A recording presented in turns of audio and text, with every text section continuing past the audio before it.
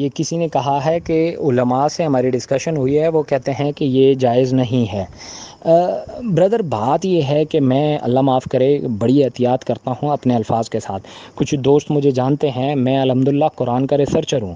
میں نے میتھمیٹک میں قرآن پڑھا ہوا ہے 2+2 4 کے حساب سے، ٹھیک ہے، جو پاکستان میں شاید آج تک مجھے کوئی بندہ نظر نہیں آیا جس نے میتھمیٹک میں قرآن پڑھا ہو۔ میں نے خود یہاں سے پاکستان سے نہیں بلکہ باہر سے پڑھا ہے، تو میں خود قرآن کا ریسرچر ہوں۔ میرے بہت سارے آرٹیکل لکھے جاتے ہیں تو ان کی روح بیسیکلی قرآن ہوتی ہے، ٹھیک ہے۔ تو میں کوئی بھی بات کرتا ہوں تو میں قرآن کی روح سے کرتا ہوں۔ اللہ معاف کرے میری کوئی اوقات نہیں ہے، نہ میں کوئی مفتی ہوں نہ کوئی میں مولوی ہوں۔ بیسیکلی فتویٰ ایک چیز ایسی ہے جس کو رائے بولتے ہیں، اردو میں رائے، عربی میں فتویٰ بولتے ہیں اس کو، ٹھیک ہے۔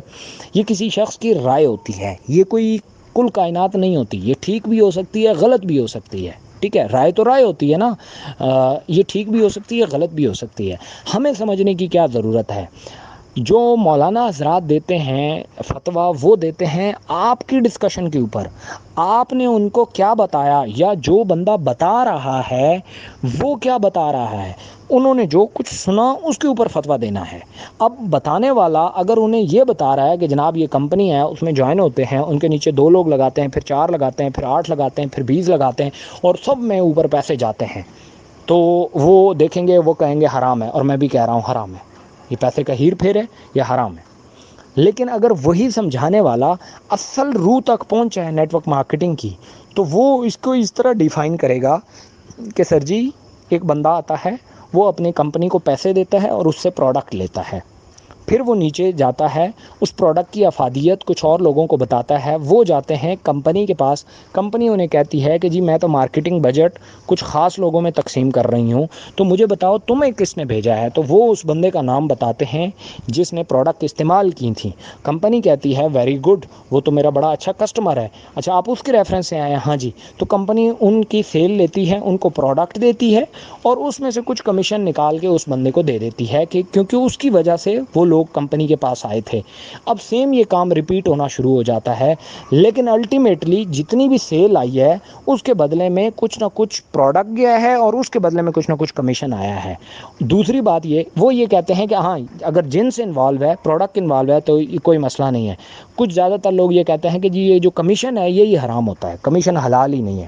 تو اس حساب سے پھر یہ ہے کہ میرا اکثر سوال ہوتا ہے جس کا مجھے آج تک وہ لوگ سیٹسفائڈ جواب نہیں دے پائے، کہ جو ایک دکاندار ہے بیسیکلی اس کی پروڈکٹ اپنی تو نہیں ہے، وہ تو ہول سیلر سے اٹھا کے لا رہا ہے، تھوک والے سے۔ وہ کیا کرتا ہے، وہ جاتا ہے تھوک والے سے پروڈکٹ اٹھاتا ہے، اپنی پروڈکٹ نہیں ہے اس کی، وہ تھوک والے سے اٹھا کے لاتا ہے، اپنی دکان پہ رکھتا ہے، کسٹمر آتا ہے اس کو پروڈکٹ دیتا ہے، اور بیچ میں سے کچھ پیسے رکھ لیتا ہے۔ 100 روپے کی چیز لاتا ہے، 120 روپے کی بیچتا ہے، تو وہ 20 روپے کیا بنا، وہ تو کمیشن بنا۔ تو وہ حلال ہے یا حرام ہے؟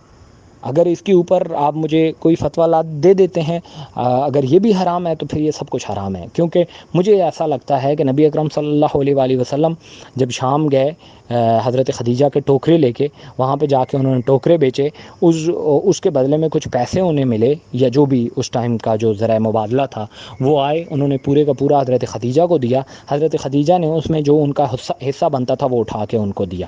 یہی کام ہم بھی تو کر رہے ہیں، ہم بھی سمپل سا کام کرتے ہیں، ہم کمپنی کے پروڈکٹ کو اٹھاتے ہیں، لوگوں کو دیتے ہیں، وہ جاتے ہیں کمپنی کے پاس، ان کو پیسے دیتے ہیں، پورے کے پورے پیسے، اور پروڈکٹ لے جاتے ہیں، کمپنی ان میں سے جو ہمارا حصہ بنتی ہے وہ اٹھا کے ہمیں دیتی ہے۔ Simple is that.